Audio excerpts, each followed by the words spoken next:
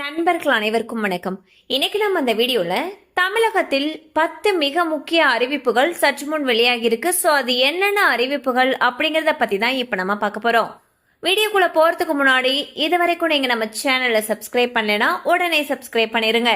அப்படியே பக்கத்துல இருக்கக்கூடிய பெல் பட்டனையும் கிளிக் பண்ணிருங்க. அப்பதான் நாங்க போடக்கூடிய அனைத்து பயனுள்ள தகவல்களும் உங்களை கரெக்ட் டைம்க்கு ரீச் ஆகும். இப்ப வாங்க வீடியோக்குள்ள போலாம். ஓதுவார் பயிற்சி பெறும் மாணவர்களுக்கு ஊக்கத்தொகையாக 5000 ரூபாய் வழங்கப்படும் என்று அறநிலையத்துறை அறிவித்துள்ளது. விடுமுறை முடிந்து ஜூன் 1ஆம் தேதியில் பள்ளிகள் திறக்கப்படும் என்று அரசு அறிவித்தது. ஆனால் பெரும்பாலான மாவட்டங்களில் கத்திரி வெயிலின் தாக்கம் அதிகமாக உள்ளது. வெப்பம் அதிகமாக இருந்தால் முதலமைச்சர் திரு விஜய் அவர்களுடன் ஆலோசித்து பள்ளிகள் திறக்கும் தேதியை தள்ளி வைப்பது குறித்து உரிய முடிவு எடுக்கப்படும் என்று அமைச்சர் திரு ராஜ்மோகன் அவர்கள் அறிவித்துள்ளார். நாட்டில் பெட்ரோல் மற்றும் டீசல் தட்டுப்பாடு நிலவுவதாக பரவும் செய்திகள் உண்மை இல்லை என்று IOCL தெரிவித்துள்ளது. வேலையில்லா பட்டதாரிகளுக்கு 4000 ரூபாய் உதவித்தொகை வழங்கும் திட்டத்தை விரைவில் செயல்படுத்த முதலமைச்சர் திரு விஜய் உத்தரவிட்டிருப்பதாக தகவல் வெளியாகியுள்ளது. இனி பள்ளிகளிலேயே வருவாய் இருப்பிட சான்றிதழ் வழங்கப்படும் என்று வருவாய்த்துறை அமைச்சர் திரு செங்கோட்டையன் அவர்கள் அறிவித்துள்ளார். மேலும் உயர்கல்விக்கு தேவையான சான்றிதழ்களை படிக்கும் பள்ளியிலேயே சிறப்பு முகாம் நடத்தி வழங்கவும் அவர் உத்தரவிட்டுள்ளார்.